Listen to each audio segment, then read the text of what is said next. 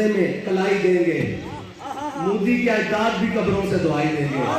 सानू सानू आन क्यों नहीं देंगे? इस वास्ते इन्होंने पता कि कश्मीर को हकीकी शाहरा समझते हैं। 70 साल तो झूठ बोलते रहे हो, शाहरा को कोई एक मिनट वास्ते पकड़ना भी तो बंदा जिंदा नहीं रह सकता।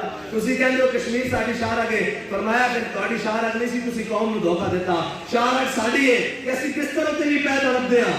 ਜਦੋਂ ਸਾਨੂੰ ਇਹ ਪਤਾ ਲੱਗਾ ਕਿ ਜਨਾਬ श्रीनगर ਦੇ ਅੰਦਰ ਜ਼ੁਲਮ ਹੋ ਰਿਹਾ, ਸਾਡੀਆਂ ਮਾਵਾਂ ਭੈਣਾਂ ਨੂੰ ਪੁਕਾਰ ਰਹੇ ਨੇ। ਸਾਡੇ ਤਾਊਨ के मरवान बिन अब्दुल मलिक तख्त उत्ते बैठा होया और उसने किसी ने क्या किया, ओ फारिस दे किले दे उत्ते, ओए फलानी औरत ने तन्नू पुकारिया, कितने तेरे अपने की घोड़े ते उन्हें ऐन करके तलवार चुक के क्या लब्बैक या उठती ते 10,000 अपने की घोड़े नाल फारिस की जमीन रोक रखती थी कि एक बहन ने मेरे को आवाज दी, उन्हें जुल्म होया।